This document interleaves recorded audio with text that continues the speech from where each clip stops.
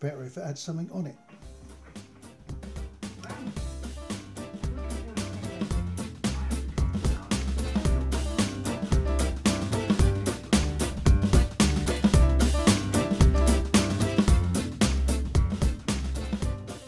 My wrist is stopped again.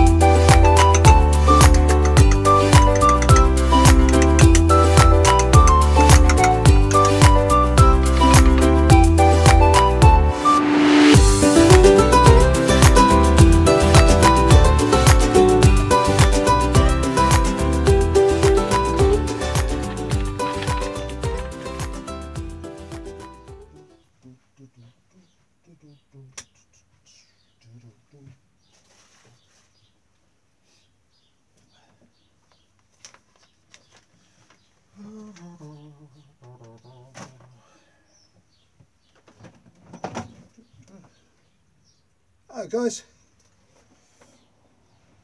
Oh dear.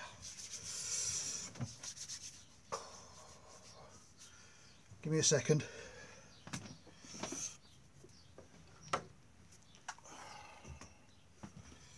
That's it. Shut the bloody door. Oh right, it is. Oh, this bloody thing says it's. This thing says 9 degrees. It ain't. It's colder than that. I know it is. Right. Where am I? Right. Now then. Now then. Now then. Now then. Oh, can't do that one. Can't do that. Right. It's Wednesday. I'm going to try and get these videos out on a Wednesday if I can. Just to try and make it regular so you guys can keep up, I can keep up, we can all keep up with what we're doing. So yeah, Wednesday afternoon at, it can't be 5 to 3. Whatever time this is, it's Wednesday afternoon, it's freezing bloody cold. Or maybe not that cold because I can't get breath. Stop waving your hands about, you idiot. Right. Thank you for the replies to the last video about the bike, the Katana, the make pretend Katana, because it's not Katana, we've gone over that, it's a pile of shit. Easy as. I had a bit of a, what do you call that, a look back at the bikes we used to have and how we used to behave, and you know, thanks very much. A story about the GS850 brought so many memories back. My mate had one. It was I don't know what time of year it was, but bloody snowing.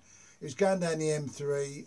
I fell asleep, woke up, laying in all the snow about 10 yards in front of a flyover. He'd have hit that flyover, no doubt about it, if he'd just gone that much quicker or that much further. But anyway, he lived till the day. He was an ex-copper. He's back. Bless him. All that. You need all that tipsy tone down, all that business. Yeah. But yeah, great bike, and it had a huge tank on it. Shaft drive. proper engine. It was brilliant. It was awesome. I had an XS 1100, again, huge tank on it. Straight line ability was beyond enormous. It was just fantastic. Straight line. It had oomph. It had proper guts. It was an awesome machine. Still love it. Still remember the bikes. It's the only bike I've had, of all the bikes I've had, it's the only one I had that I remember the number plate. OMX 399W. Taken from me by a drunk driver. That'll be a subject for a future video, I am sure. But today, because it was cold, because I woke up cold, still cold, hence the cup of tea.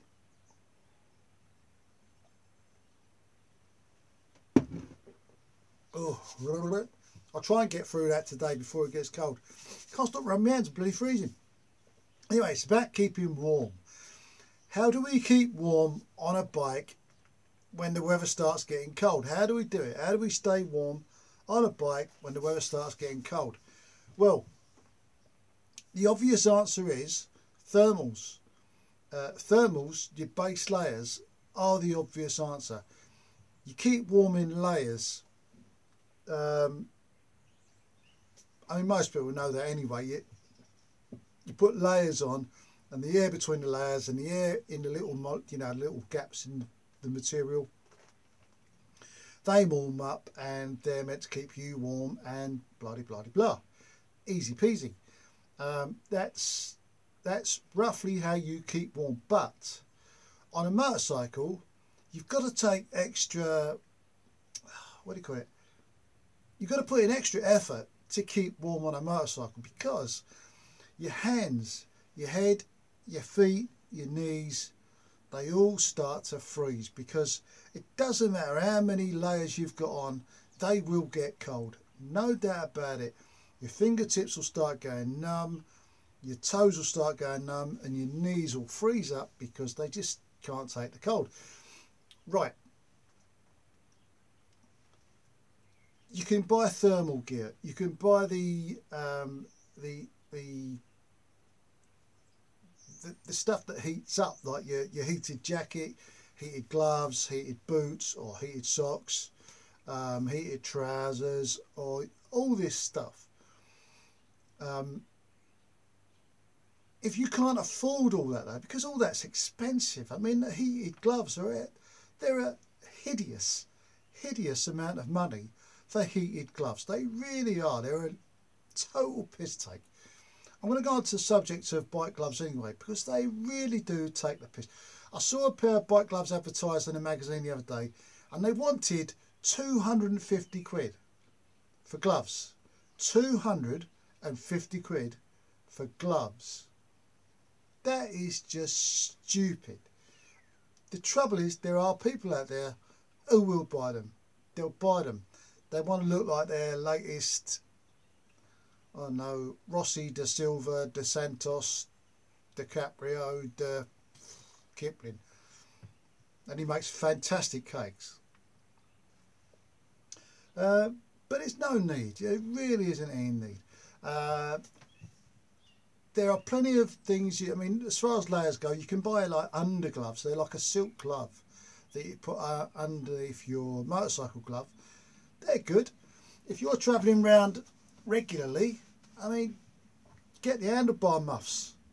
They're like the things that go over the handlebar, or where you hold on your handlebars. They go over that bit, and they take you the wind off your hands. Now, I used to have a pair of these when I was like couriering around London for a little bit, and brilliant. They're brilliant. They really are. They keep the wind and the wet and all that off your hands. You might look like, well, you look stupid, but you're warm, and that's the main thing. Mate of mine, it's a true story. We was coming back from French France, which is just over the river, and it wasn't a long journey. It really wasn't, because it was just inside France. It was like Dieppe, that kind of area. So it's not far. It's only a couple of hours into French France.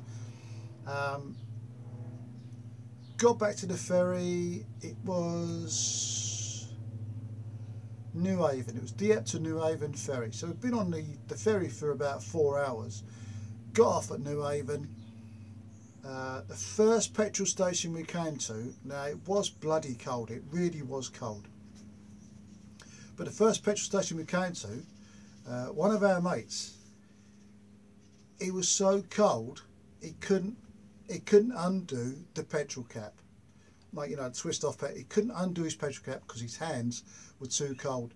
Now that's bloody dangerous. If you can't do that with your petrol cap, you're going to have trouble, you know, doing the brake and the clutch and all that. Then you get into the territory of very dangerous. So have a think about, you know, have a think about it. Do your research and all that.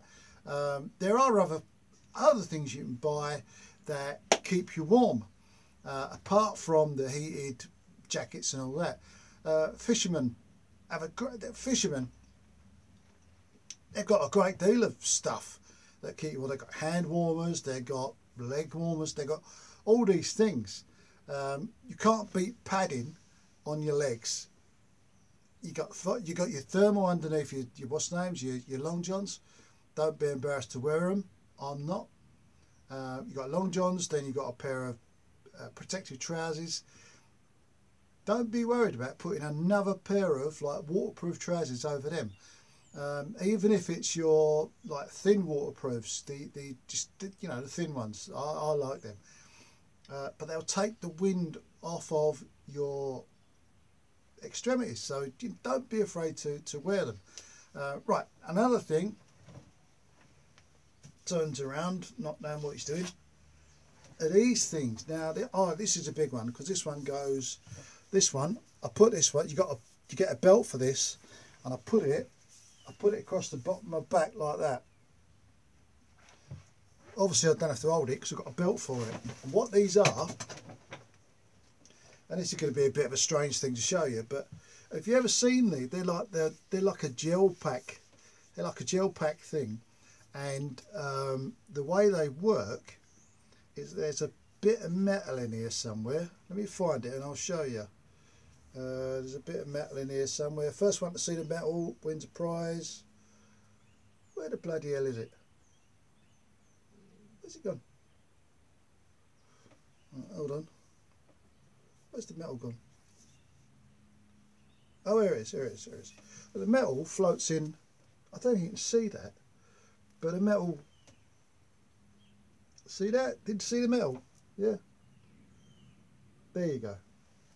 Anyway. Right, watch when I push this bit of metal, because it goes pretty quick.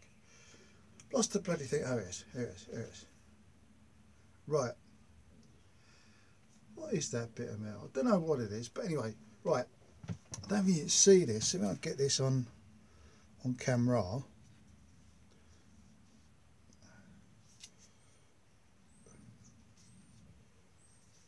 Alright, here we go. Now then, see what's happening there. Now this is going solid, so if you put it in some kind of belt, see that is fascinating. I find that fascinating, I really do. And it warms up. It's red hot. Now this is all squidgy. It's all squidgy, but it goes rock hard. Look at that. So it's gone from rock hard, squidgy to hard, and it goes rock hard. Right, that. I'll put it on my lap. Actually, put it on my jumper. Put it on my lap. Now that stays like that for about, I think it's about warm. It stays hard until you deactivate it, but it stays warm for about 8 or 9 hours, maybe longer, maybe 12 hours. But it really is good. I mean, it really is good. It's that warm you couldn't put it next to your skin. So don't, do that. Don't put them next to your skin, because they do get really, really, really warm. Now this one's that big. You get them in various sizes and lengths and whatevers, but when that starts going off, it will stay the shape it's in. So if you've got it around your back like that, it goes off completely. That's what shape it stays. Now I've had this one for years, I really have. I've had it for years, and I think it cost me £5. And I'll tell you what, it's brilliant. I've used it regularly. I really have. I can't speak highly enough of it. It's really, really good. There's a ball ache with them though, and the ball ache is that to deactivate these, you have to boil them. You have to put them in a pan of boiling water for about, I don't know, 20 minutes, 10, 15, 20 minutes about this one. And that deactivates the thing. It's a strange one here. You think, oh, well, this gets really, really hot. It does. You can't put it next to your skin. And then you have to put them in boiling water to deactivate them. It doesn't, you know what I mean? Anyway, it's like a brain tease, isn't it? But forgive the colour. I did have a mauve one, but I can't find it. This was my daughter's one.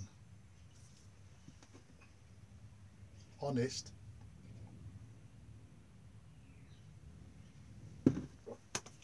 But anyway, that's some ideas on keeping warm on a motorcycle. The next video next week, I'm gonna talk about motorcycle security, because we're approaching the time where some of you will be laying your bike up over the winter and things like that, and you'll be using your bike less. And the problem with using your bike less is that your bike is in the same place more. So thieves, if they know your bike is there, I don't know, for argument's sake, while you're at work all day, they know they've got all day to help themselves to it. So I'm going to take a little talk about the security of your bike, or security of your whatever you've got. And I will start with the what-nots to use for security, because they're a waste of time. They really are, but that'll be the next video anyway. Right, so there you go then. These are good. They're guaranteed. They don't lose. They lose the heat after about 12 hours. I've taken these, not this one because it's pink. I've taken these camping with me though, and on the cold nights of camping, I've put these in my sleeping bag before I've got in it and while I've got in it, and they've kept me warm all night. Same as the heat pads. In the sleeping bag of a night, heat pad will stick it to your t-shirt. Heat pad there, not anywhere else, not anywhere but there, will do the world of good. Because they're another thing, you get the heat pads, they're about that thick, they're sticky back. What I would do is you put one on your chest, one the bottom of your back. If you want to, you could go to town, you could put one towards the lower end of your arm. You can't put these on your skin. They're too hot to put on your skin. Experiment with it. Find out where the best place for you to put it is. I mean, might be the back of your leg down at the bottom there, inside your boot. It could be anywhere. But experiment with them. The heat pads are, it's what I mean about the fisherman stuff. They have these heat pads. But experiment with them. Find out what works for you. Because that's what it is. At the end of the day, you've got to use what works for you. This works for me. You might think it's a waste of time. That's what it's all about. This isn't a channel where it preaches you must do. This is a channel that says choose for yourself, but here are some options. It's another one. There's another one that I put it on my Christmas list. They do. It's a Zippo. It's a Zippo hand warmer, and they're really strange because you light this thing, and then I don't know what happens to it, but it's like a gauze that stays lit, and it warms up, and then you put a lid on, and the whole thing just warms up, and then you're meant to put that in the palm of your hand or your pocket, or and it warms up. I don't know. If I get one, I'll show it to you, but I think I'll put it on my Christmas list, so it'll be in January, I suppose, or February. You never know. Right, I think that's it, guys. So, yeah, that's it. We'll keep that. It's about 20 minutes, so we'll do that. if you've got any tips or hints or whatevers that you want to let me know, then let me know. If you disagree with anything I've said, let me know that as well. But these are a few little tips you can use just to stay warm on your bike and in your tent. Really, you use all these things in your tent. In your tent of a night, you wear a pair of Army Softies. Oh, they're the best, Army Softies. But it's hard to get a decent pair unless you know different. Right, I'll leave it there. Thanks for watching. Thanks for tuning in. This is so warm. Love it. I'm cuddling a pink un. Don't know where the microphone's gone. Anyway, right, I'll leave it there, and I'll catch you guys later. Stay safe, stay warm. If you're going out on your bikes, be bloody careful this time of year. Car drivers are maniacs all year round, remember that. They just don't know it. Right, leave it there. Stay warm, take care, and I'll catch you guys later. And remember, it's manly to cuddle a pink one. Ooh. Ooh. Ow. See you later, guys.